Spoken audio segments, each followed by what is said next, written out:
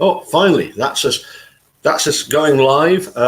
So yes, we're actually ahead of time, which makes up for the number of times that the dude is somewhat behind schedule. So good evening, Derek. What's the weather Good like evening. over there in Lanarkshire? It is absolutely freezing. We were actually down at the shops, Yeah. Bethany and I, and when we were on our way back, it was -6. hmm It's pretty bitter outside. Put it that way. Yeah. I was actually walking back from a meeting, and actually, I think it might just be starting to change because there was you couldn't see the stars, so the clouds are there, and it was just as frosty as it was when I. It wasn't. Though is going to be not so frosty for the next few days because there's nothing worse than having to scrape one's Yeah. car in the morning, is there? Oh, definitely. Uh, The good old-fashioned de-icer does the job. well, yeah, but of course we're complaining. And yet, of course, in Central America, sort of the central belt, I was watching highlights of the Packers hammering the.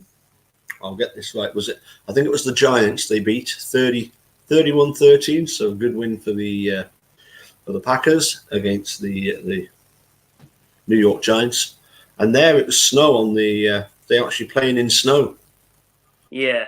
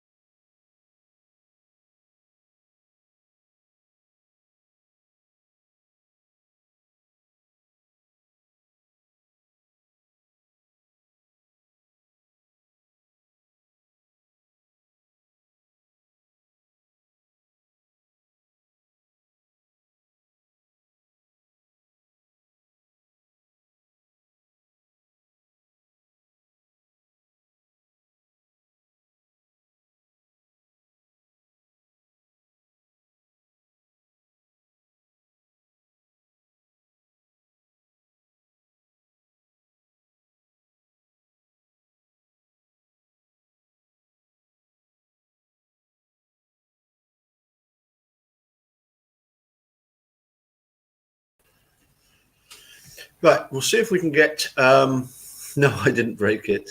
Let's see if we can get Derek back in again. Dude, if you're able to join in as well, I've sent the link to you as well. So, let's see if I can get it up and running. And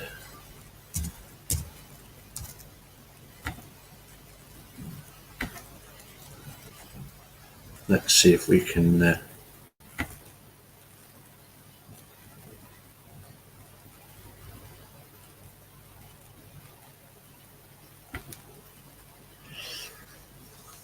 Let's see if that does any better. Yeah, back. Me, persistent little what's it. Don't let a bit of weather interrupt me. Just have to accept it. It's Scotland, and it's winter time. So hopefully Derek will come back. I think that's him there. There we go. Can you hear me all right? Yes. So Derek, I was just. I can hear you fine. Yeah. Yep. Sorry about that little interruption. It was. Does seem to be a bit haphazard at the moment, so we might get interrupted again. But then again, you never know. It might be stable for a long time to come. So basically,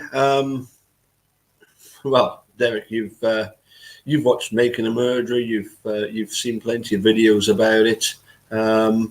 It all happened in Wisconsin, which is 4,000 miles away. They've got some problems over there, but we live in our ivory towers here in the Scottish borders and Scotland's central belt. I mean, stuff like Making Murderer and wrongful convictions of 16-year-old juveniles. It doesn't happen here, does it?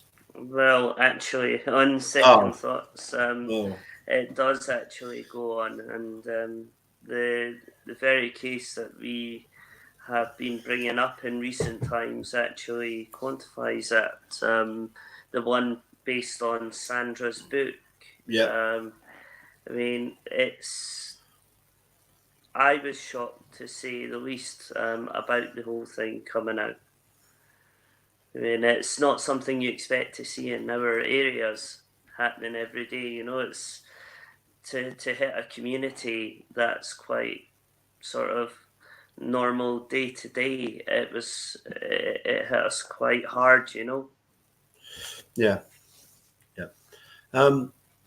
Now you went to the same school as Luke Mitchell and Jodie Jones.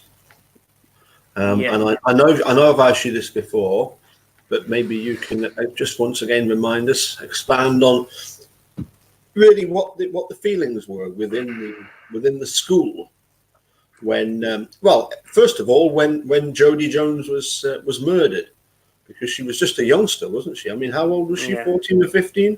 14, yeah. Yeah, and I mean, I remember at the time it was a huge shock to the whole community. Well, bound to be, isn't it? Yeah, to be honest, it did rock the whole communities surrounding Dalkeith area as well. It was pretty crazy. I mean, as I said before, and I know we've touched upon this point, I had already left school by that point, but I still had some contact with people that were actually still going to the school, Yeah. And it was very much the case that at that time, I think everyone was sort of in that level of disbelief as to, wait a moment, what's actually gone down here, And it really, I just remember having shared the corridors with both Luke and Jodie. I was thinking, well, that's quite, it's quite shell shocking that something like that would have happened. Mm-hmm. Somebody was saying that your mic volume might be a bit low, right. So what you can probably do, just come a bit closer. Yeah. Yeah. Is that a little bit better now? Yeah, that's great. That's great. I mean, I could hear you, but I've got the headphones on. Trouble with Roll, he's from Holland, so he's having a job hearing you because he's a bit further away. I presume you're in Holland, although you didn't mention something, Roll, about being in Dublin. I have no idea what you're doing in Dublin. Maybe over having a pint. Maybe. Roll has said it was freezing in Dublin. So maybe Roll is in Dublin, but still it's I mean that's still a long way away. So that could be what was causing the. Yeah. Oh, here we go. Carrie is in Dublin. Okay. All right. So hopefully Carrie can hear you, and hopefully Roll will hear you better as well. Even if we can ask everyone to confirm if they can hear me all right, the guys tuning into this live feed. Any confirmation there? Well, if we get confirmation, I'll put it up on the screen. Okay. Perfect. But yes, you must be doing all right because Raul can hear you, and he's in the Netherlands. So perfect. And I tell you what, when it comes to cold, Holland, Netherlands can get pretty cold, can't it? When you go to Amsterdam, and the canals, they freeze over. Yeah. Do they not sort of set up the bars on the canals or something like that? I'm sure I've seen that in an advert somewhere. It's not a place I've actually been to myself, but perhaps maybe I'm not ruling out the possibility later down. Oh, you'd love it. I went there 1991, and I was there busking for a week, and it was absolutely brilliant. But that was in the middle of summer. The last time I went was just about a year ago, and it was to see Jerry Buting and David Rudolph. All right. David Rudolph, of course, being the lawyer for Mike Peterson. Oh yeah. Of the staircase.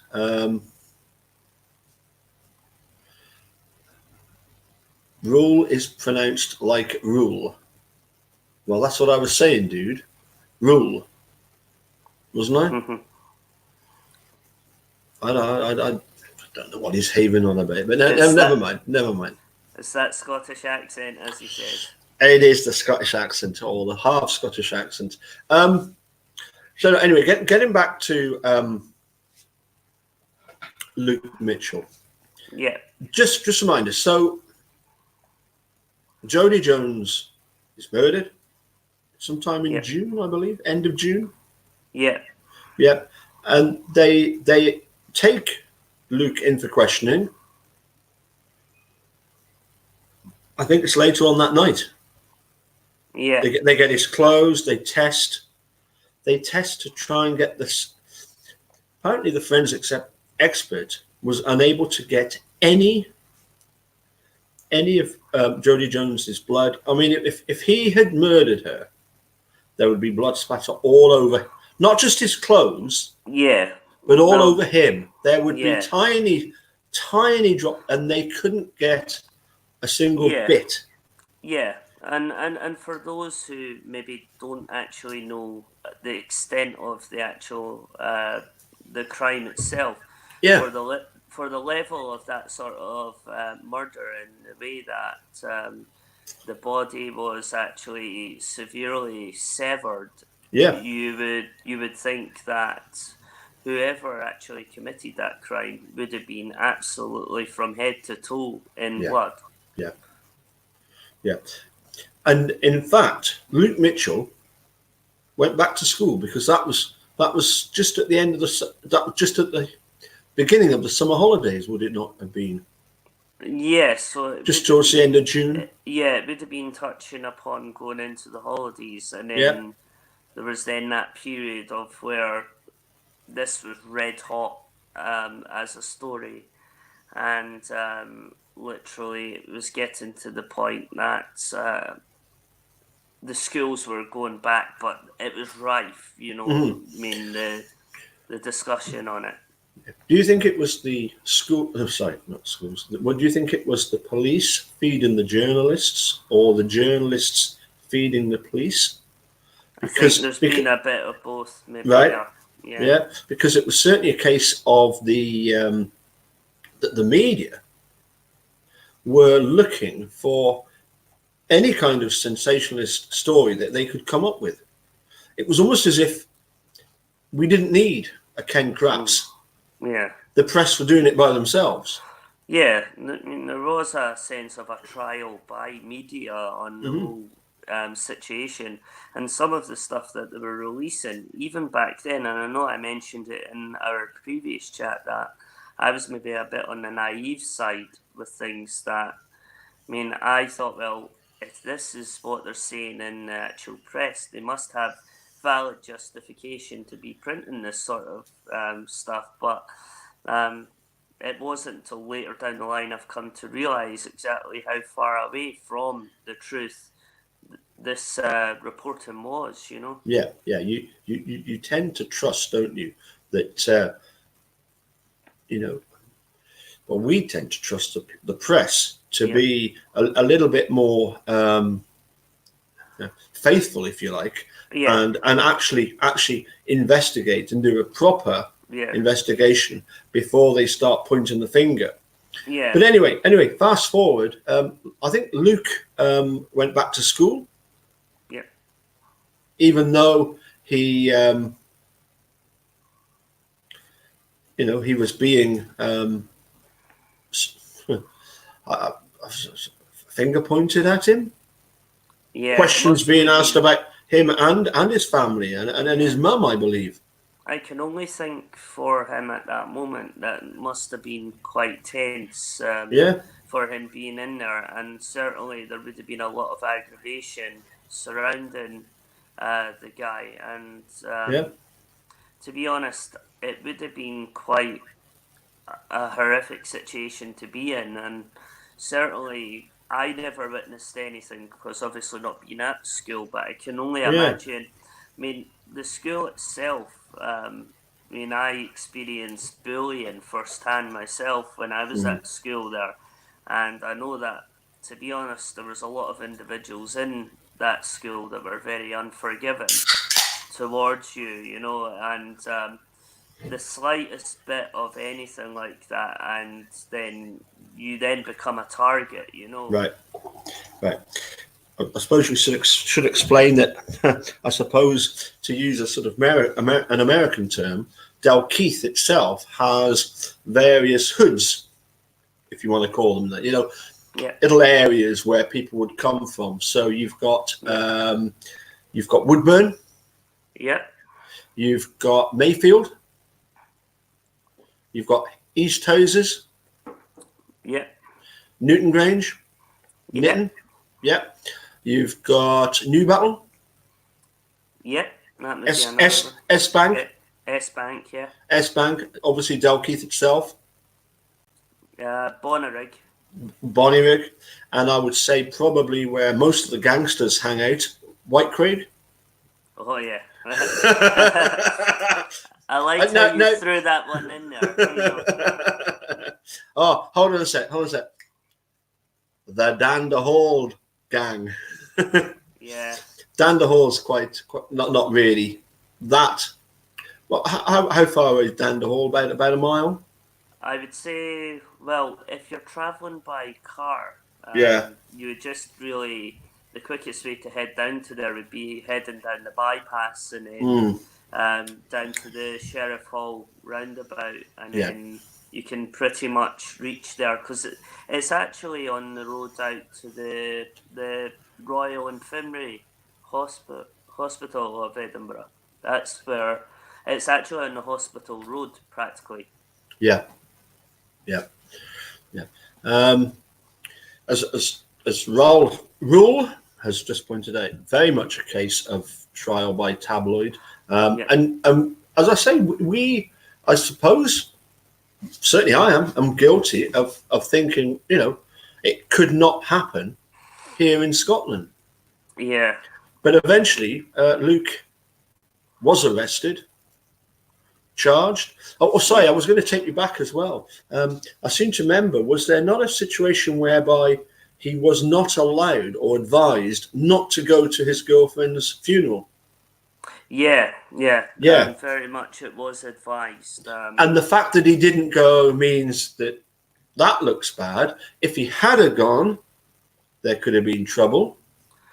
And then when he did actually make the attempts to go and put flowers down at the grave afterwards, it was a big song and dance was actually made about that. Even although, I mean, you think about it this way.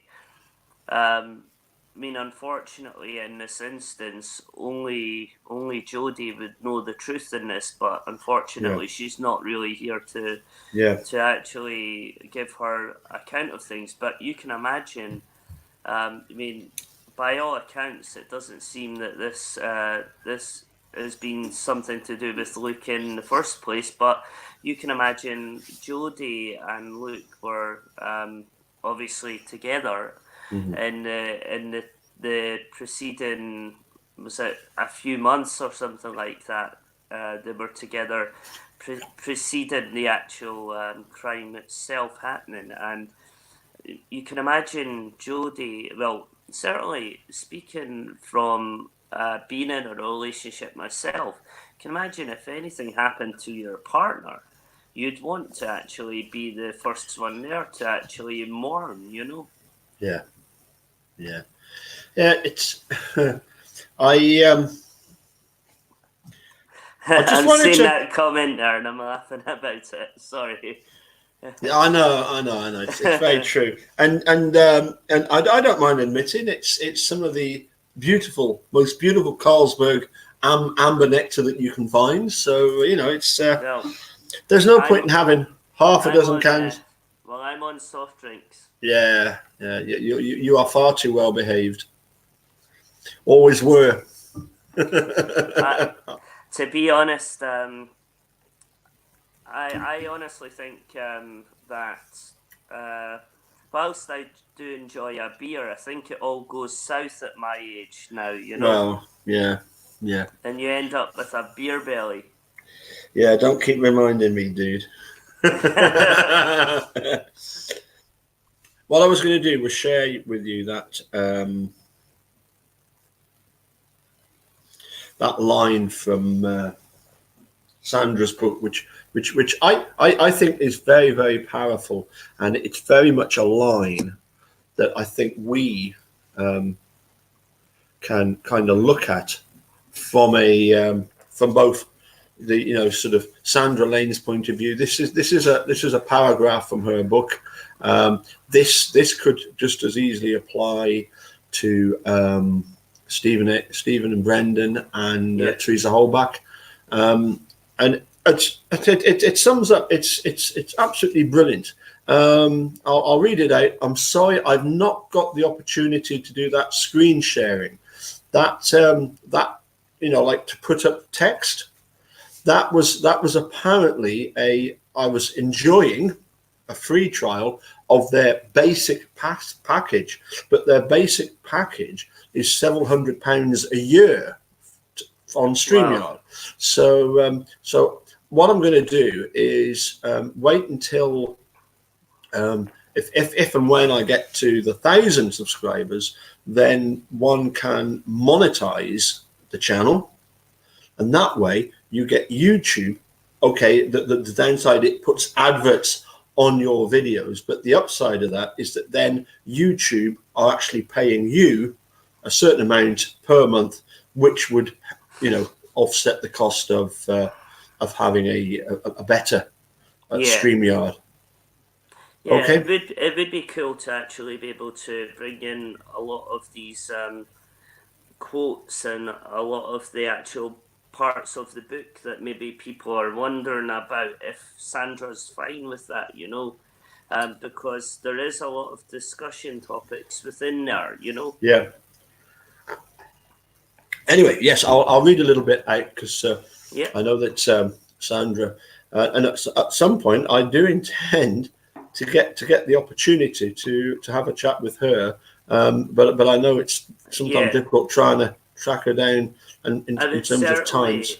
I'd certainly like to be in that chat. Yeah. If you don't mind as well, because Sandra, we have been having sort of discussions on the back of me bringing this case to light for you. And certainly I wasn't able to make that meeting that you had with her because of work commitments, but it would be great to actually get something organised, you know?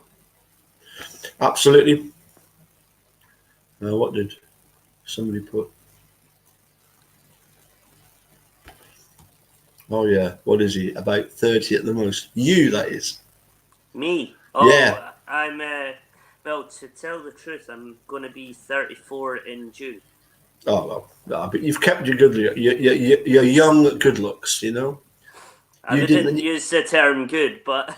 you didn't have a tough paper round like me. Anyway, sorry, I better get on and read this little passage because I think it's really good.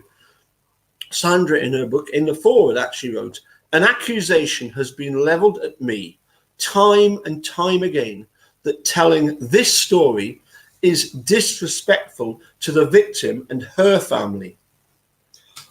Now, as I say, that could just as easily be the Holbachs, yeah? You know, we're talking about Jodie Jones. Yeah. She says, "I disagree. What is disrespectful to anyone is accepting at face value information which is demonstrably false, scenarios which make no logical sense, and gaping holes covered over to shore up weak and questionable explanations, especially when that information, those scenarios and explanations are used specifically to bring a false sense of closure to the grieving and bereft, and at the same time to rob innocent people of their freedom." I think that's just absolutely superb. I think that's... Yeah. So just to interject for a minute and add something further to this, and I just want to actually give you a little statement that I was thinking about on the back of reading that myself in Sandra's book. Now, I've done a wee bit of research myself. Now, I was looking today at the case, and if anyone out there would like to have a look at Wikipedia, they'll see that even in there, it's a biased sort of version of what's actually happened in the sense that is very much pointing the finger. Now, I know that can be updated by any sort of individuals, but an interesting fact within there is that for Luke's actual appeal, 2 judges actually they ruled that they felt within law that there was enough evidence to prosecute Luke in this instance. And I'm like, well, what evidence are they going on? Because there wasn't any DNA evidence. No. This is the thing. Certainly at the time, because of the level of, if you like, dislike for Luke, because everybody thought, you know, or at least the press were making it seem as everybody thought, you know, the guy's guilty. The police have got him. He must be guilty. And it's only then when you actually look at what actually happened. Look, if Luke Mitchell killed Jodie Jones, and if Stephen Avery and Brendan Dassey killed Teresa Halbach, I would want them locked up for the rest of the time. But if they weren't found guilty, if they were found guilty, and yet there are questions about that evidence, then, you know, at what point do certain things, certain you know, questions about these convictions, when does that trigger the red flag that says, hold on a sec, somebody needs to look at this? Yeah, and I honestly think that in today's climate, that the judges, they're as long as they are actually feeding the media and satisfying the media, then in their own beliefs, it's almost like they're happy just to settle for whatever was actually decided at the time. But for me, the level of negligence throughout this whole entire case, especially by the actual the criminal justice system in Scotland, I mean, I think it's actually deplorable, and the way that they've handled it. Yeah. I understand, because I've actually spoken to, believe it or not, to a former investigator who was telling me that he had actually had occasions in his job as a policeman. He had actually met Luke. I don't know how, because we're talking Galashiels, 30 miles away. It seems to me as if it could be that, yes, everybody was very much against him. As I say, I just think that these people deserve at least a second look at what's going on. And another case that has huge parallels with Jody Jones and Luke Mitchell was a case called the West Memphis 3. Yeah. Now there, a lad, Damien Eccles, also was considered very, very similar to Luke Mitchell. Supposed, into devil worship and satanic this, that, and the other. When in actual fact, it was just the wearing of a few clothes. Yeah. I'll give you a little bit of a sort of comparison here. Now, Yeah. I actually, I listen to all different genres of music. Yeah. Now, I've listened to heavy metal music, and I quite enjoy listening to some of the bands. Yeah. Like Metallica, things like that. Does that mean I'm going to go out and harm someone? Absolutely not. No. And what I would say on the basis of the fact of them not giving Luke a retrial, I think for me the thing that sticks out is, if they're so sure that they have the right man behind bars, then surely given a retrial on it, then Would just confirm it. It would just confirm it, yeah. It would just confirm what their actual beliefs are. And if it is so clear cut, then from their side, then the guilters would be in a position to be able to quantify exactly what it is. But I'll tell you why they're not doing it is because they're afraid of exposure. Well, yes, yeah. The question then becomes, well, if you have a situation where there doesn't seem to be much appetite, shall we say, for a shift in the case. One of the interesting things is that another thing that happened over in Wisconsin in, when was it, 2015, 2016, when the one of the guys that runs the Eagle Nations Cycles shop was involved in a hostage situation. Now, the police go into a hostage situation, number one priority, avoid loss of life, yeah? Yeah. And if you do have to shoot the hostage taker, then that's slightly down from no loss of life, yeah? Yeah. Yeah. But if one of the hostages gets shot by the hostage taker, that's further down the level again, isn't it? Yeah. But if the effing police shoot one of the guys that was the hostage, to me, that needs questions need to be asked. Yeah. Questions need to be answered.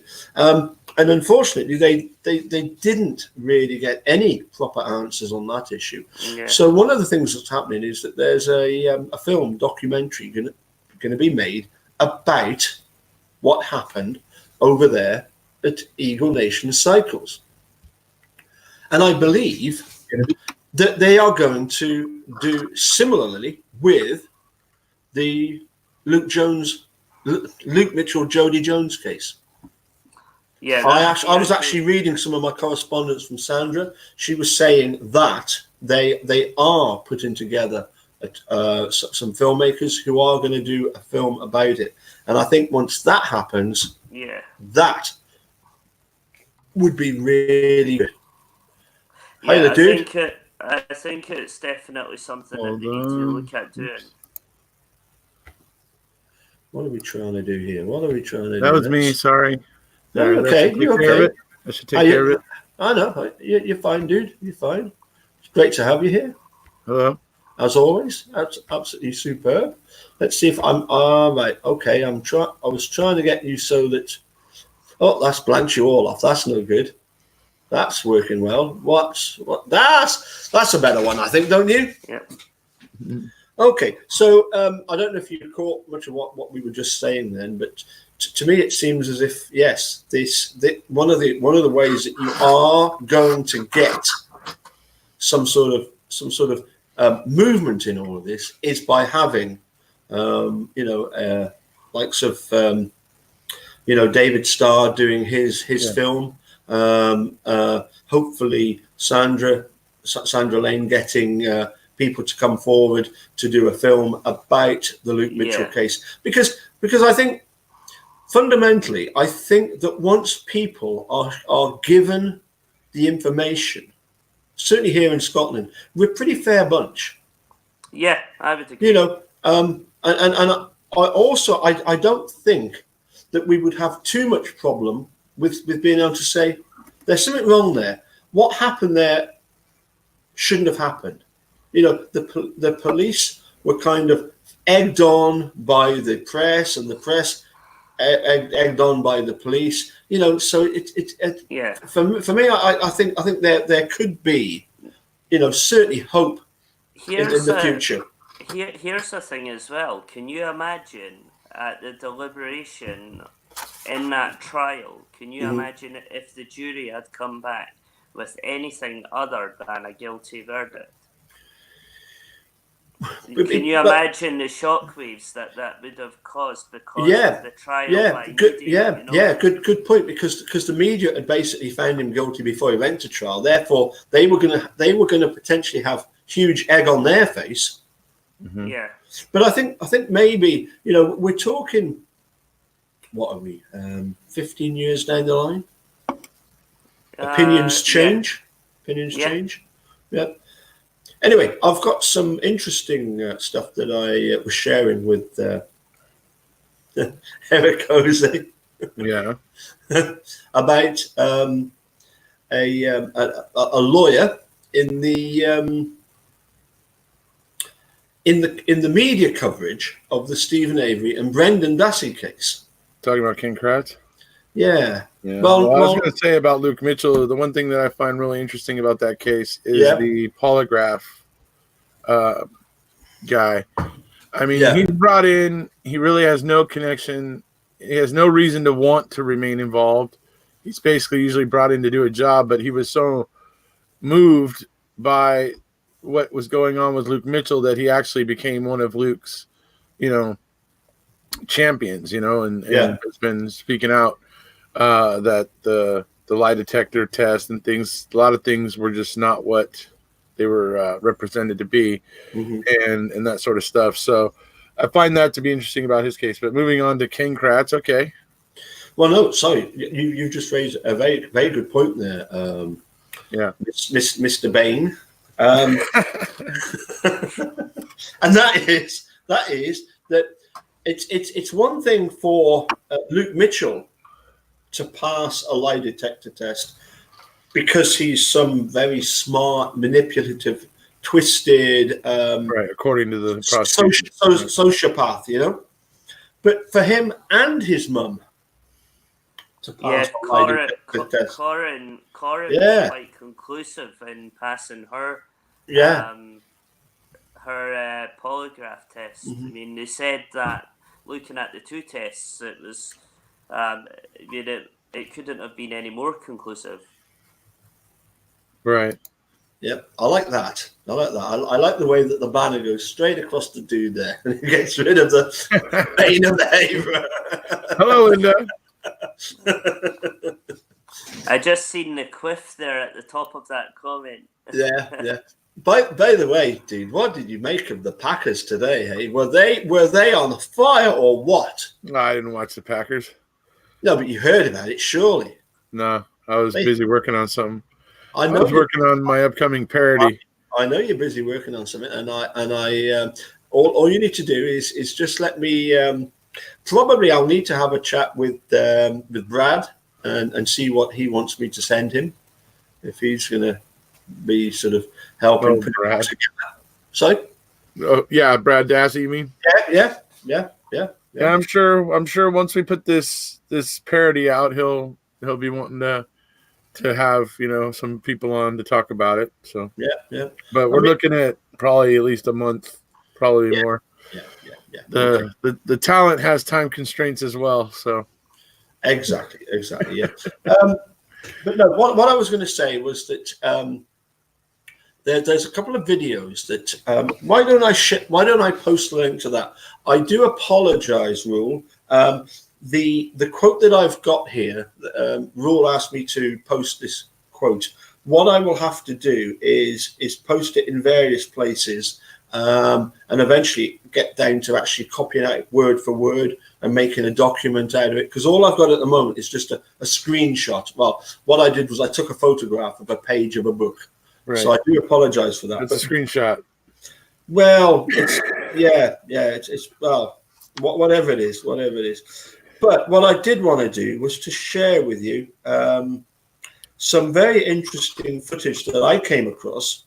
Thanks to there's a lawyer who, believe it or not, was one of Ken Kratz's defense lawyers way back when he was going through his strife.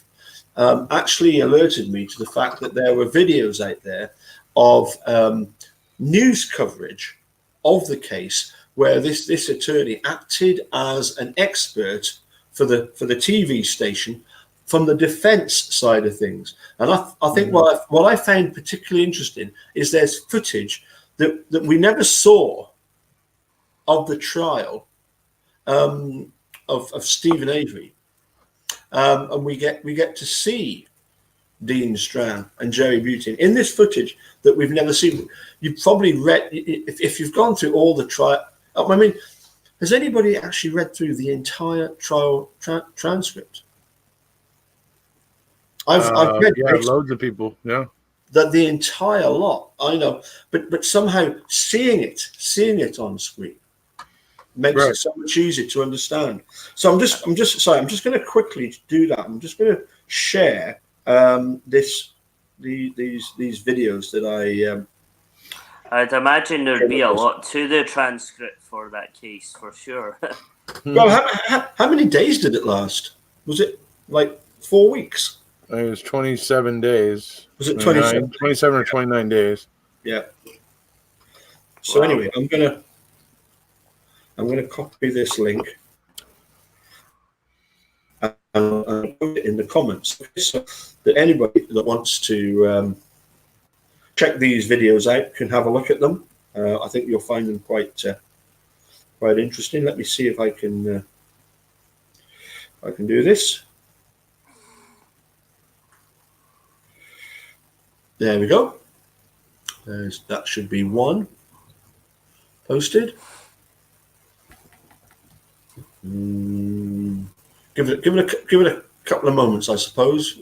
Would that be right? Fun watching Paul try to figure out technology.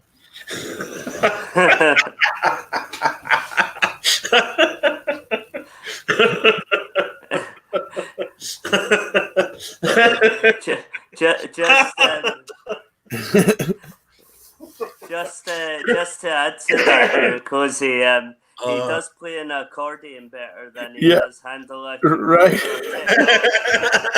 Analog, in other words, right?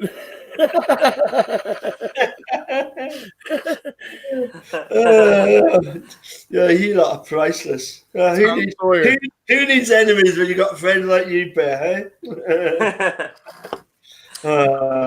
But no, here we go. Hopefully this will work. You'll have these come up on the old comment section. Hoping it'll work, but you never know. Let's see.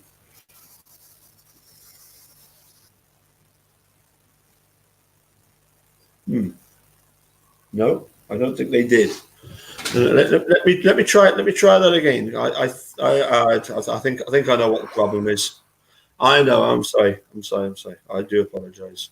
Let's try this then. This should be better. You should test all this out before you go live. Well, no, it was just when we were just talking about it, and I thought I should really share some of this information, because it's this is stuff that I only found out today. This is me having a chat with through Facebook with believe it or not, one of the lawyers that actually represented Ken Kratz. Yeah, and it's great that we can. What's his name? Rob Bellin. Would you say Bell End? Bellin. Bellin. Right on. Yeah. How did that go? Well, I mean, the thing is, as I explained to him, I said, I know, obviously, I appreciate the fact that there's only a certain amount that obviously you can tell me about, what happened, and I invited him to come on and have a chat with. Well, originally, if you remember, Eric Ozzy, I was going to say, have a chat with yourself, because I thought that would have been good. But he still has to respect, obviously, the fact that he's he's a lawyer. I actually said to him in one of the messages, I don't want to be disparaging about both a former client and a former, because he was an attorney, but I can't find anything that I can sort of recommend about Ken Kratz. I find nothing commendable about that guy at all. He is just an absolutely awful person. Rotten to the core. Well, I'll tell you what. He was a former defence attorney for Kratz. He never argued otherwise with me. Let's put it that way. I can imagine that he earned every single dollar he actually made in representation of that man. Well, yeah. I'll actually find out I'll actually share with you one of the things that he did say.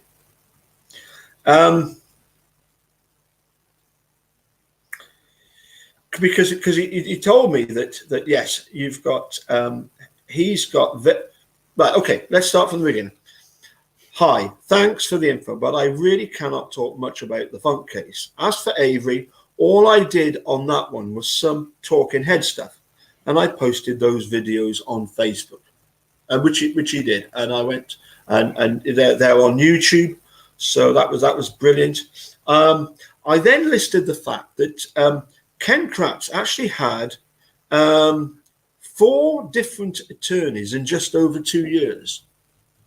And I put, is that normal? And the lawyers were, in sort of chronological order, Robert Crinan, Rob Bellin, William Woodrow, and Ted Tornell. Okay?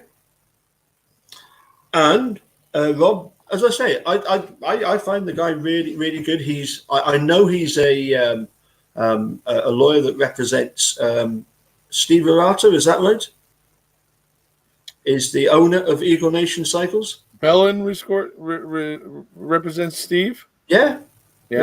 Yeah. So he put, I haven't looked at my YouTube channel for a long time, but I recall posting whatever videos the TV stations would give me. As for Ken, I believe he had Cronan for the employment issues.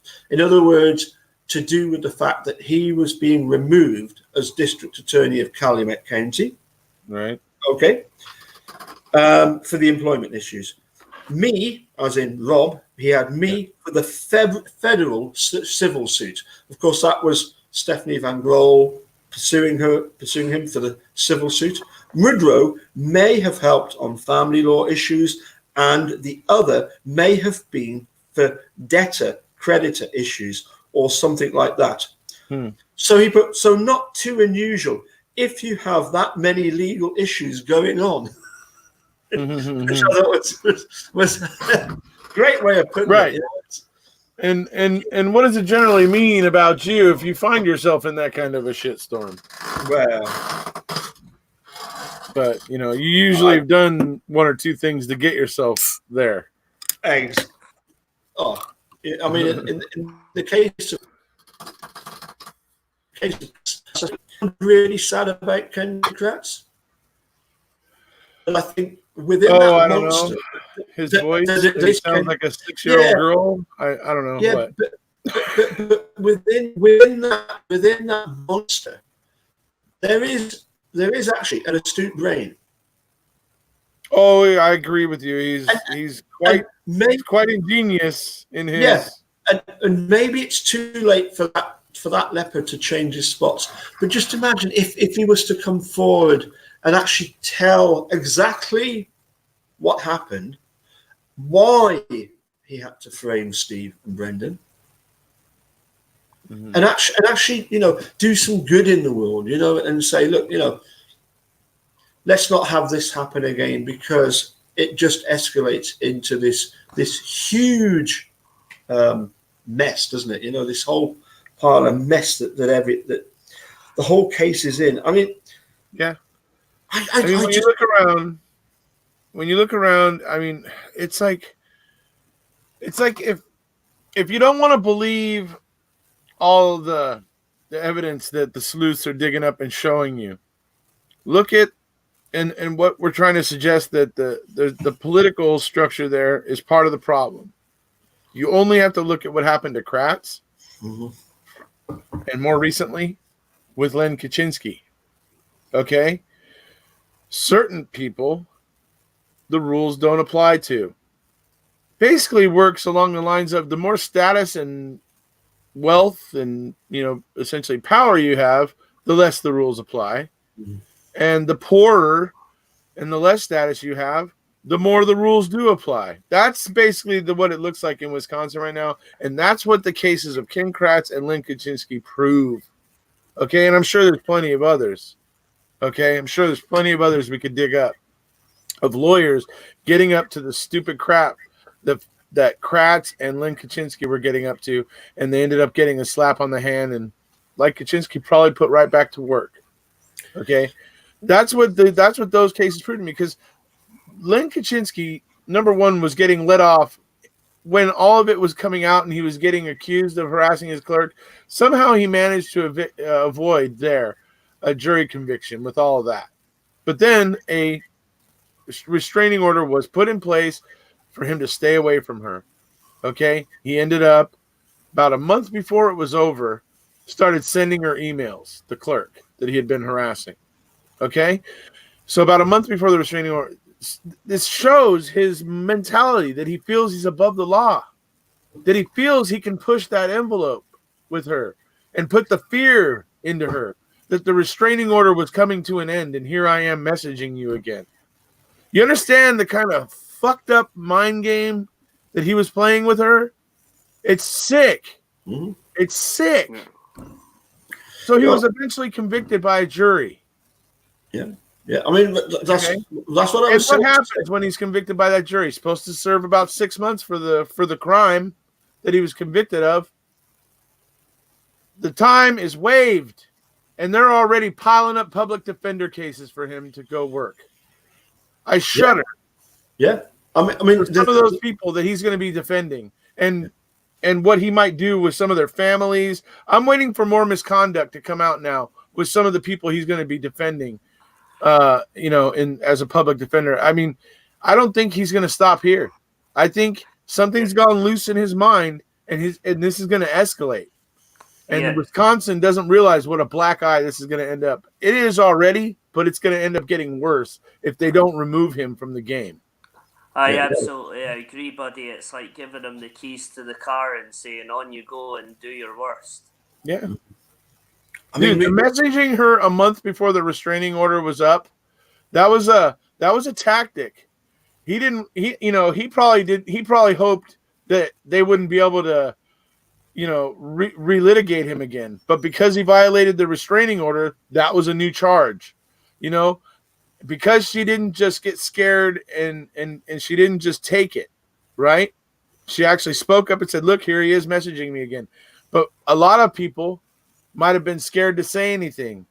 And that to me is an attempt by him to get in her head and make her feel like it's hopeless. They're never going to convict me. Here I am again. The whole mental head game of what he was doing there was truly, psychopathic, in my opinion. Yeah, I mean, we as I say, over here in Dalkeith, we didn't have a Kratz or a Len Kaczynski type character. We had the press. They didn't need the Kratz or the Kaczynski. They were the Kratz and the Kaczynski. They were making up the story as it fitted them, and any tiny little bit of gossip they could put, and any way they could try and portray Luke Mitchell as this what did one of the headlines say, spawn of the devil, right? Yeah. And it's like, you are not giving this fella a fair chance. All you're doing is pampering to the media. You are a parrot of propaganda, and wanting to have the most sensational headline to sell the most newspapers. And in all honesty, that sort of reporting that put the pressure on the jury, and to be fair, that's been, because as I said earlier in this stream, is imagine, in all honesty, if they had actually come back in the deliberation with anything further than a guilty verdict. I mean, it would have caused an absolute shitstorm. Yeah, we heard that in Making a Murderer, Series 1, when they're waiting on the decision, and Dean Strang and Jerry Buting are with the Avery family, and they say, if this goes in Steve's favor, you need to get somewhere safe, and if anything happens, you need to call police, because there could be people out there who are going to be so incensed at Steve being found not guilty, or in the case of Luke Mitchell.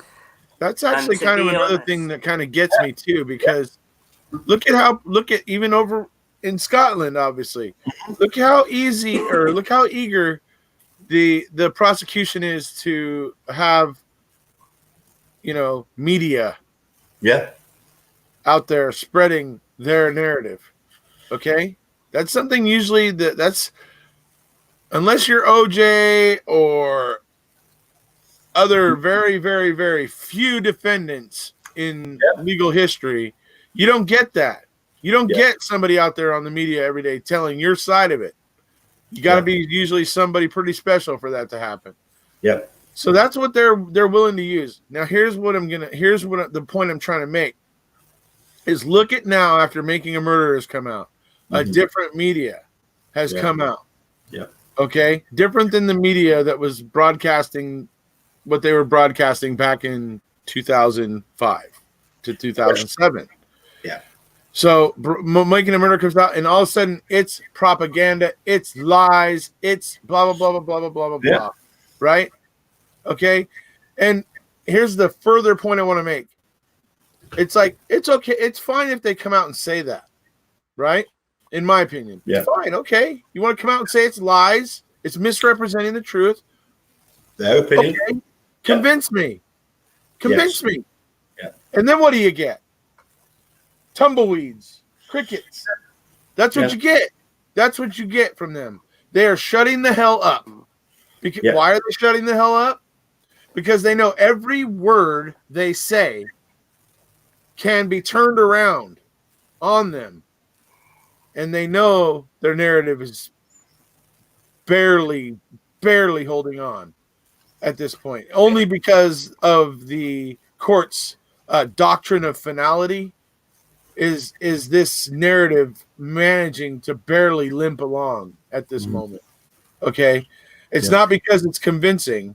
It's because the courts are just invested in holding on to it, basically. Yeah. So that's where we're at. And I marvel at how the media is okay for them to use it the way they want. But if it comes out not in their favor, if it comes out or even just unbiased, then it's full of lies. And then, like I say here, it's fine to say it's full of lies if you're going to come out and go, look, we feel this is a lie. Here's the proof that didn't actually happen. Okay. All right. I can accept that. That's honorable. Great.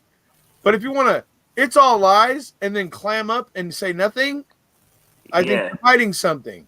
It's almost like this just because type of attitude towards it. And it's like, right, okay, come on, back it up. Let's hear it, you know. But they're relying on the court's doctrine of finality, and they're sitting back on their laurels, relying on that, and AEDPA. They know nothing's going to bounce out of their state because AEDPA is going to bounce it right back. Well, I mean, the thing is that obviously Murder in the Park shows us that you know, somebody on death row can be released on death row as an actual guilty person and can be walking free within 48 hours, you know, when he was due to be sentenced to death. And, you know, the guilters would have us believe that, you know, this is what we have to be careful against here in the, you know, in the case of Stephen Avery and Brendan Dassey, and it'll be the same with, you know, Luke Mitchell. You know, you have to be careful about, you know, what you do, because you could let a seriously deranged killer loose. Are you kidding me? When you've gone to this much effort to keep these guys where they are, you know, over in Baltimore just earlier this week, 3 guys were released, having been sentenced to life in prison 36 years ago as teenagers. And they were let out just earlier this week after having served 36 years. Do you know what eventually got them out? Was a conviction integrity unit. Looked at the case. Folks, you guys might remember a video I did way in the past where I took a little clip from the video, True Story of Brendan Dassey, A True Story of a False Confession with Robert Milan. Robert Milan is the first one who made me aware of conviction integrity units. They are marvelous things. They need to be instituted everywhere. Absolutely. But yeah, I'm glad to hear Paul talking about them. So go ahead. Well, I was actually going to say that we've got Derek here, and it would be very remiss of me not to ask him a couple of probably the most important questions of all. So, Derek, we've got an election coming up soon. Yeah. Here in the UK. The Scottish National Party clearly are pushing for total independence from the UK. I'm not going to ask you how you're going to vote, anything like that, but I just wondered what your thoughts are on, you know, the whole idea of Scotland being independent from the UK. Yeah, and it's certainly something that's been going on for some time now. You know, I think it's more like 400 years. It's the fact that Scotland as a nation, we feel like we are under the the rulings of the Parliament down in London. You know, we don't actually feel like we're getting our fair crack at the ball. There seems to be growing unrest, I would say. Yes. Yeah. My only concern is this, though: if we, as in Scotland, want to be independent in order to get rid of one huge bureaucracy, which is Westminster, why would we then want to stay in an even bigger bureaucracy that is Europe? Well, isn't that the whole trick? Isn't that bigger bureaucracy and the desire to remain in that bigger bureaucracy the reason why it would trigger the referendum for the Scottish people to be able to once again vote for their independence? I mean, the way I understand it is Brexit. So, okay, let me just go through a brief explanation of the way I understand it. Back in 2014, a referendum was triggered. The Scots were going to have the chance to vote for their independence. Englandshire kind of came out and did their schmoozing and did a little PR campaign, said let's stronger together, that sort of thing. The Scots ended up voting 52-48 in favor of staying in the UK, which is not a huge margin, but they voted to stay in the UK. It was close. Yeah. But at the same time, 60% of the Scottish population was voting that they wanted to remain in the EU, as opposed to the 40% who didn't really want to remain in the EU or whatever, right? Or whatever their reasoning was. You mean when it came to the Brexit vote, 60% of Scotland wanted to stay within the EU? The vote is that 60% of Scotland wanted to stay in the EU. That's the basis for this, right? Because that's the will of the Scottish people. Okay, they want to remain in the EU. That's what this is based on, right? To trigger this referendum. The way I understand it, I've been watching a lot of stuff.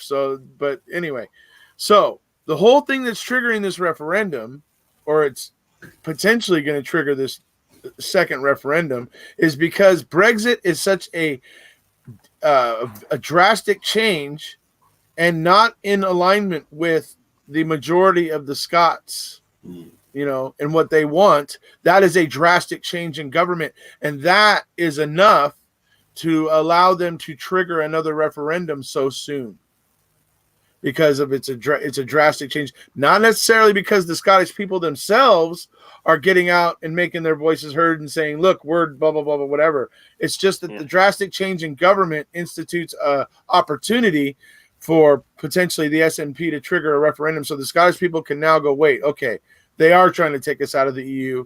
What do we want to do now? And that's the way I understand this. Now, it's being, what I can tell watching it as an outsider here from America, it's being represented in a number of ways, obviously. Propaganda from many different sides. You got propaganda from the Tories. You got propaganda from the Labour Party. You got propaganda from the Liberal Democrats there and everything. So everybody's kind of got their own spin on things, and they kind of interpret things in different ways. But the way I understand it, that the way that the rules go, that is what is happening in terms of triggering the referendum for Scottish independence. And to go one step further, if Brexit was to dissipate tomorrow and they voted Brexit was over with, we're staying in the EU, S&P would lose all the wind from their sails. I don't believe an independence vote would be even possible at that point. Just by my analysis as an outsider in the recent past. Yeah. Sorry, Dave, you go. I've got an interesting point, and this is the God's honest truth there, Eric Cozy, and this is specifically for yourself and your benefit. Since I've been old enough to vote, and in every vote that I've actually taken the time to go and participate in, I haven't actually seen any of the parties or the politicians I've voted for actually having any impact on the overall running of things here in Scotland. Totally agree. So my spin on it is, what level of democracy does that show for me? Do I have a democratic opinion? Absolutely not. Right. I also agree that the way that Scottish MPs and the Scottish representation in Westminster gets treated in general only fuels the argument for Scottish independence. I mean, on that, I agree, because some of the things that like the Tories and stuff are doing over there in Westminster are shameful. I mean, if you want to, you call yourselves leaders in a democratic government, and some of the things I see coming out of the video of Westminster, I just like shake my head, just going, jaw dropped, just going, dude. You call that democracy, dude? You know, have you ever met a politician you can trust?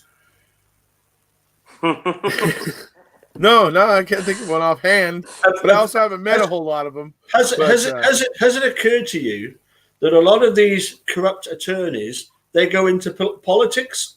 They either become judges or they go into politics. Why? That is an absolutely fair point. I mean, that's absolutely true. Who are they interested in? Themselves. Exactly. Yeah, right? And it's almost like when one venture runs out of fuel, they then opt to then jump ship onto the next one, which therefore leads them into. They just like being in positions of power because it gives them their own gratification, you know. Sure. Okay. Well, but you got to imagine that there's some point in their past. Obviously, power corrupts, but you got to imagine that these politicians at some point in their past, where maybe there was some tragedy. It made them care deeply about something. Yeah. And they became a champion for that.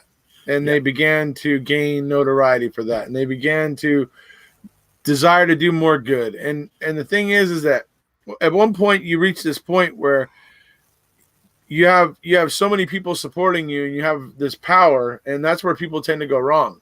Mm-hmm. Is they get a little too heady with that, that power gets a little too heady and they don't know how to, really deal with it. That's my opinion, and that's where politicians go wrong.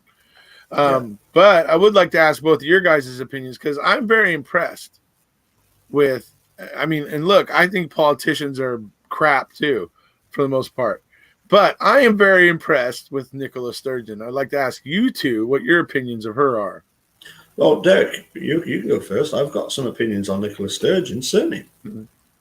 Yeah, to be honest, I think she certainly has talked a good game over the years. I think the SNP, in my own opinion, I think that they've lost a bit more direction now than what they had previously. What I'm sort of looking at as overall, this next vote is going to be a really difficult one, because it's realistically what actual party is going to stop us from going out on a no deal, essentially, because I don't think it's wise to then for Brexit to be implemented without having any deal in place. I think that the whole of Europe would be taking the piss out of us if we ended up doing that, Yeah. Well, I agree. Brexit's a mess, and of course it is, because and that's part of what the SNP is trying to do. Is they're trying to balance the power so that the Conservative Party really can't try to just mash this down everybody's throats, and it doesn't seem to be agreeing with everybody, but yet it's still kind of being mashed down people's throats the way it looks to the outside world. I had Mark on. I would say this. I had Mark on my other channel the other day, and he was actually explaining some of the real intricacies with the EU and some of the problems there, and where some of this resides with the EU, and it's because of some of the things the EU is doing that Britain wants to exit the EU. So, and he was explaining. I got to go back and watch it, because sometimes those financial things and all that sort of stuff goes a little bit over my head, so I can't explain it effectively now. But he was talking about that type of stuff and how the EU is kind of shooting themselves in the foot, and they do need to make some changes in their rules to but it's he was talking about how the EU really needs to evaluate their own rule structure, because in a large part it's some rules that need to be changed that's fueling the whole Brexit thing. And so I'll give it a go at my explanation of this, and that is you're supposed to tell me what your thoughts were of Nicola Sturgeon. Yes, exactly. I actually think she's very Exactly. she's very statesman-like. She's smart. She speaks reasonably. Yeah, I have not, and she goes toe to toe with guys like Piers Morgan, and makes him end up looking like a trained puppy. So I thought that was very, very interesting to watch. So, anyways, go ahead. I've not met Nicola Sturgeon, but I have met David Sturgeon, is her dad, because he's of course a famous box player in Edinburgh and a stalwart of the Newton Grange Accordion and Fiddle Club. I noticed she broadcast from Edinburgh. Anyway, yeah, and I've got a really good picture. I must send it you of Peter Wood of De Fustra. There's a picture of him. He posted himself with Nicola Sturgeon. What I would say about the SNP, they did a very good thing for the borders. They introduced the border railway. It now means that we can get from Galashiels up to Edinburgh, and a lot of the communities on the way into Edinburgh, the suburbs, they've got this access. I think, for me, I will simply vote on the important issues that affect the Galashiels, the borders. I'm afraid that when it comes to Brexit and Scottish independence, I am not really interested in much of that. I'm more concerned with what are the local politicians going to do to help this area. Well, let me ask you this. Go for it. When you say you're not really interested in it, does that imply it could go either way? You're just like, it's fine. Yeah. Okay. I mean, okay. Whether we have Brexit, whether we have Scottish independence, when I wake up the next morning, the grass is still going to be green. Can I just say one thing though? I will say this. Go for it. I mean, with the way that, and by no means, folks, this is not a reason for Scottish independence. I'm just saying this for fun right now.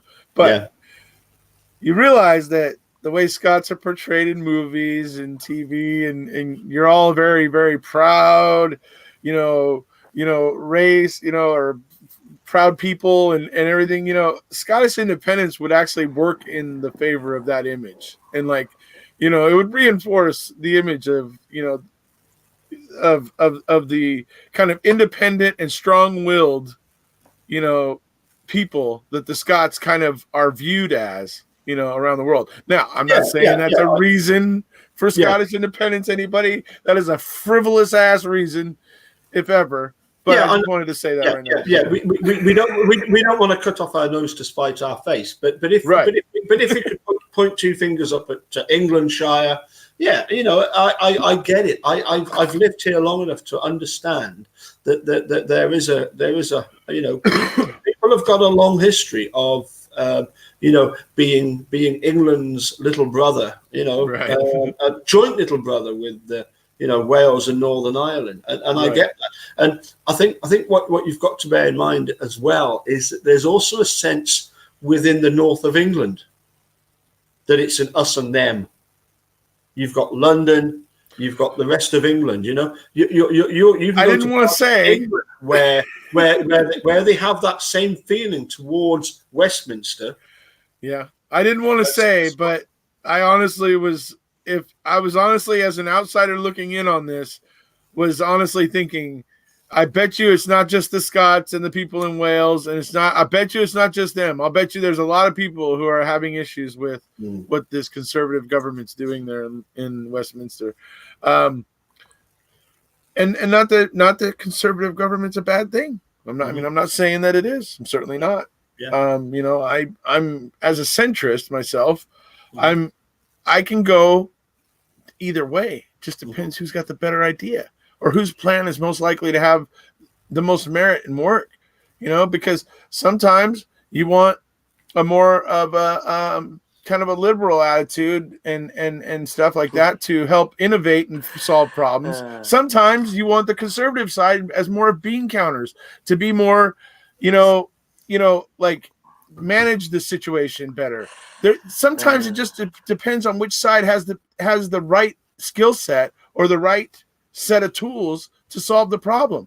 And for me, one side is never going to have the answer 100% of the time. Oh no, it's going to happen. Forgive me there, Eric Cozy. I wasn't laughing at your comments there. I was more laughing at the comment that came up there. Anyway, moving swiftly on. Next, sorry, I've got 3 questions. That was question number 1, Derek. Question number 2 is a very simple Edinburgh or Glasgow? Oh, no. To be honest, I'm preferring, now that I'm closer to it, actually, I think that I'm edging towards saying, in terms of the overall of it, I think that... Where's his off button? I mean, I love Edinburgh. Yeah.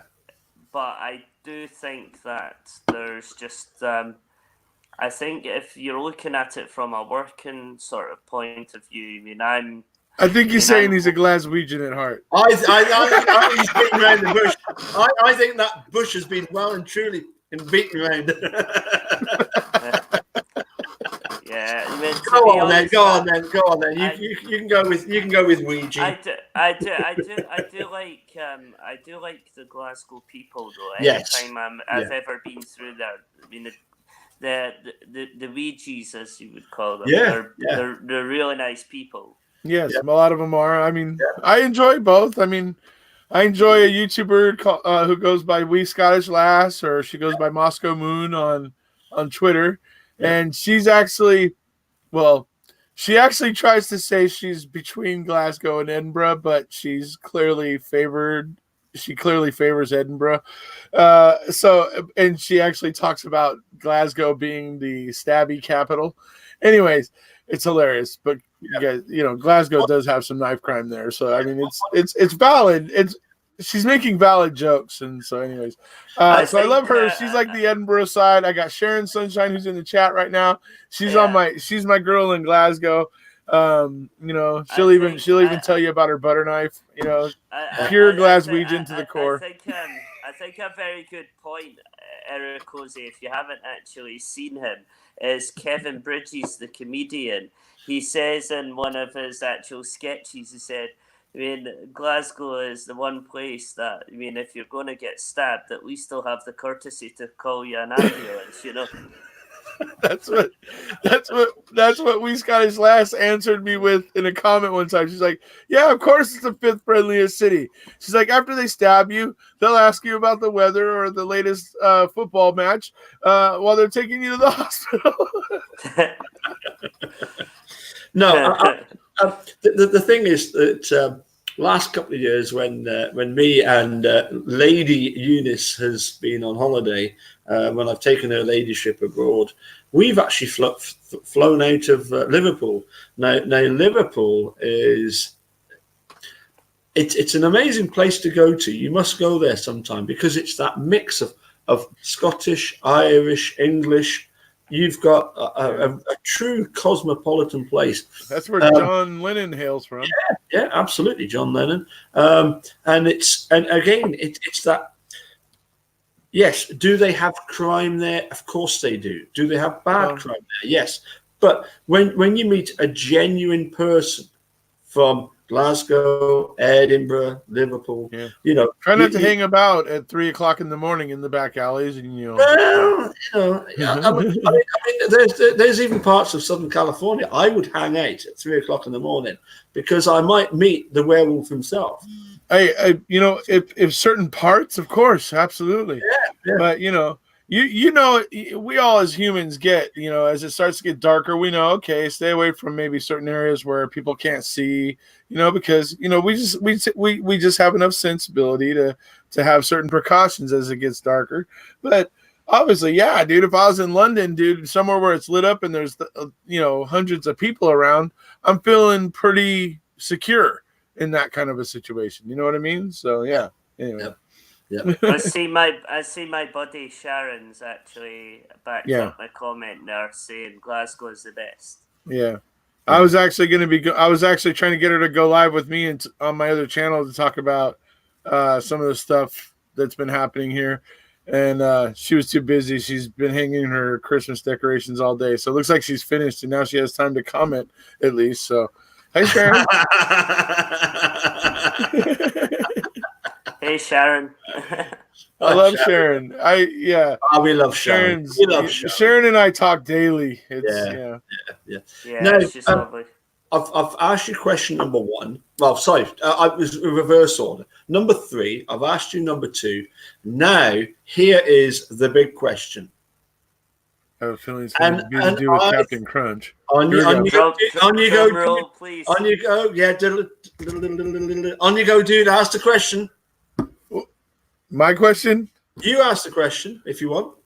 Captain Crunch. Oh, I was right. Oh, okay. What nationality? So American, British, or something else.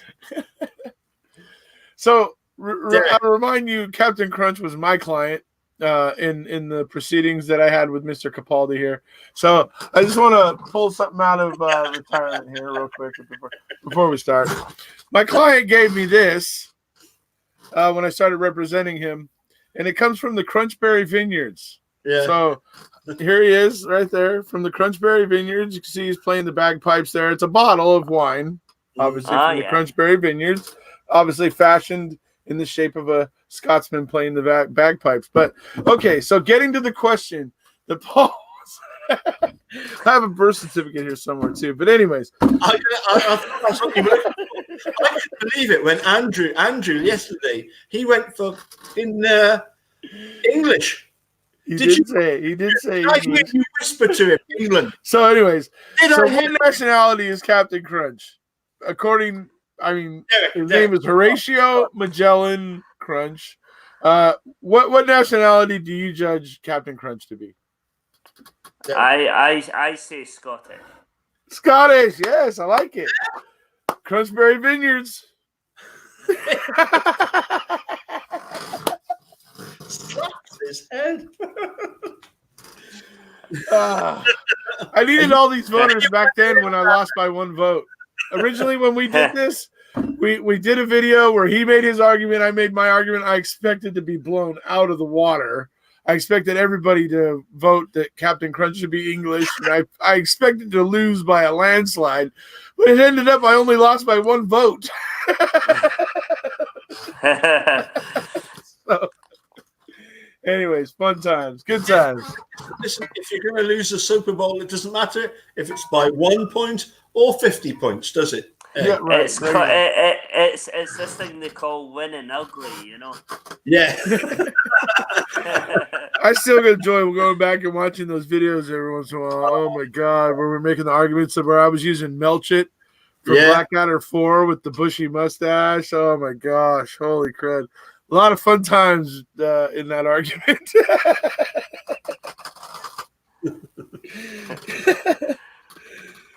But I will say that also that Captain Crunch's arch enemy is, I believe his name was Jean Lafoot. Yes. And he was French. Exactly. So, I mean, it's just, there's a lot of European, influence in the characters. Brunhilde, Alfred. We don't get a lot of Alfreds here in America. Carlisle. We don't get a lot of Carlisles here in America. Yeah. Dave, okay. All right, maybe one member of Captain Crunch's crew was American. Dave, maybe. But he could have been British, because I think that's a common British name, too. Definitely need to get a wee bit of the French going on here,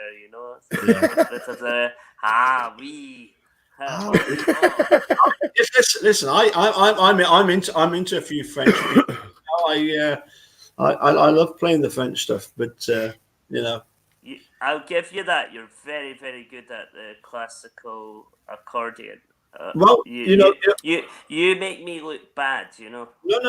What actually, I remember now when I was going to Grangemouth, I won the musette section. For doing musette music. I won the musette section at Inchara Grange 4 years on the trot. They even gave me a quake. presented me with a trophy for having. So you done play the accordion too, right, Derek? Oh, Derek's a good. Yeah, yeah. Not very well. Not very. Oh well. no, very good, very good. I've got footage of him on my YouTube channel. So is it not your instrument of choice? Is that why, or Not very much his instrument. Oh yeah. It is. You just don't play it as well as him. That's why you're being so humble. I'm just trying to figure out why you're being so humble. Derek was a pupil of mine. Yeah, Paul's like my Mr. Miyagi, and I'm like Daniel. Right. And then he used to come up and give me lessons and be like, Derek-san, you listen to me. Watch this guy, Irikoze. And then, no, anyway. But, yeah, I mean, Paul's been instrumental in shaping my musical development, certainly over the years. So, and I'll tell you what. A lot to thank him for. I think I have a great idea because we have a little project coming up here soon. I was working on it before I came on live here. We're doing a parody of a song by the Congos. It's called Come With Me Now. We're doing a parody of it where it's going to be MAM. The lyrics are going to become lyrics about MAM, right? All right. And so that's what we're doing. So Paul is going to be playing the accordion for me, but I'm thinking maybe now we split it up where maybe you do the first half of the song and he does the second half of the song, because since you're both accordion players, there is this song has an accordion all throughout it, and so I thought I'm looking to get as many supporters involved in this song as possible. That's really for me like a large part of the charm of making this parody is getting as many people involved as possible. So if you guys wanted to do that, split that up, but you'd have to figure out how to splice it together so that when we send it over to the band that's going to end up doing the drums, guitar, and that sort of stuff, we need to have it be seamless. So that would be the only challenge, I think. But yeah, even if it was individual parts that would be collaborated within the overall output, I see no problem with that. I'm sure Paul and I can put our heads together and come up with something. Yeah, because Paul's a very clever man. I mean, I'm just the sheep that follows Paul in the sense. I mean, going back to when I used to get lessons, the amount of times that I used to look at a piece of music and think, well, how does that come together, you know? But Paul always got me over the line, you know? Yeah. I wonder what it would be like to have the accordions in concert. I wonder if it would be too overpowering. I don't know, maybe something we can experiment with. But because look at it, I'm serious. I'm looking to get as many people involved as possible. I'm trying to possibly get my friend Susan maybe to journey up to where the musicians are going to be in somewhere in Nashville. And to help maybe with the backup vocals, my other friend Jamie Hart, I'm hoping to maybe have him travel up to where the musicians are, and he maybe could play like the bass guitar or fill in as one of the musicians. Or something like that. Just trying to everything I'm doing to try to get as many supporters involved in this thing as possible. Paul's actually a multi-instrumentalist as well. I mean, it doesn't just stop at the accordion. I mean, myself, I can play a bit of piano and keyboard, and I'm also a trained pipe band drummer as well. Yeah. Well, so the guy the person who I've talked to who's a big supporter, and he's actually an up and coming musician himself. I think he's already got the drummer there, but I mean, like I noticed that when I looked up the sheet music for the accordion for this song, I noticed that it was accompanied by the bass guitar. That apparently that the accordion was using the bass guitar for its timing. Or knowing for it to know for the accordion. Let's just have a quick blast, just a couple of seconds.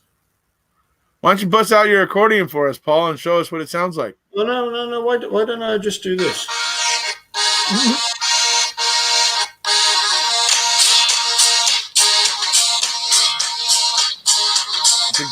It's a good riff too. So that's what the dude is wanting to do. A parody of. The dude is into his parodies for some reason. I do love parodies. Yes. Yes. I like clever thinking, clever changing of lyrics, and clever turns of phrase, and I like that kind of stuff. I am drawn to it. So I think if memory serves me right, it's in like E flat major. Oh goodness. Yeah. One of my favorite key signatures. Right.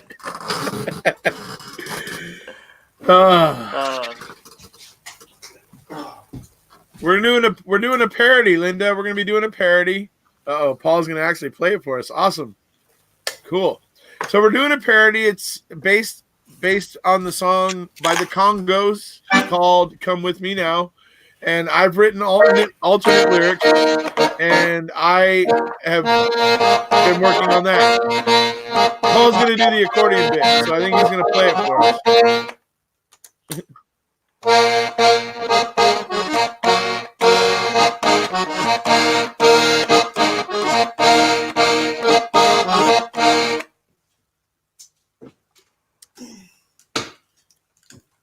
And that's all it does all the way through. So is it more or less the same? But yours sounds a little more muted than the one in the because this is even older than me. This accordion. And it's seriously geriatric. My proper accordions are elsewhere. In fact, where the hell are they? You notice they picked. I think they've gone to the pub for the night out. Well, there you go. And all the more reason why we'll need Derek's more newer accordion to be involved. Absolutely, yes. To be honest, my accordion's about, I think it's over 30-year-old, but it doesn't look its age. It's a bit like me, you know. And you called me the haverer. Damn, we're gonna have to go. You guys are gonna have to go find rent a newer one or something. Yeah. I don't know. I love it. Obviously, it sounded good. It sounded right. Like I recognized it, but it seemed muted, understated compared to the way we hear it in the song. I don't know. There was just some edge that was missing. But that's stuff that you can add in the recording stage. You can add treble, you can add bass, you can add reverb, you can add all sorts of things. You can add compression. Probably having the master coupler on say your main accordion and my main. It may sound better when it's not on this StreamYards too. So I do think it would sound really cool probably on our main instruments because I know my instrument was away getting tuning done, so it is pretty solid just now with the tuning on it. Paul's heard it. And in fact, Paul played my accordion. Yeah, thanks. In the Gala Club, yeah. So I gave him a wee shot. He didn't have his with him, so I said, "Here, have a wee bash on this." And he actually owned one, the very same as what I actually played. Yeah, I actually what I did was when it was Derek playing at the Gala Club, I actually walked down from my house to the club so that I could enjoy plenty of whiskey and wine, women, and song, and that's what I did. And then I came back. Yeah. I think it was about 2 days later I arrived back home. Yeah, you were about the same, weren't you? What's that? Sorry. I arrived back 2 days later. You were about the same, weren't you, Derek? Probably just the travelling. No, I tell you what, I was actually distracted there by I'm on my phone and it has the low battery on it because I've got an iPhone, so I don't know how the battery status is going to be going. I'm gonna call it quits here because I'm working in the morning. So. And you know the routine. You have to say it's goodbye from me. So Derek, if you could say it's goodbye from me. It's goodbye from me. Dude. And it's goodbye from him. And it's goodbye from him. Derek looks too young to get that. Yeah. Well, catch you later, guys. All the very best, guys. And you. Yep, we'll see you. Yeah. Bye for now. Bye. Cheers. Oh dear.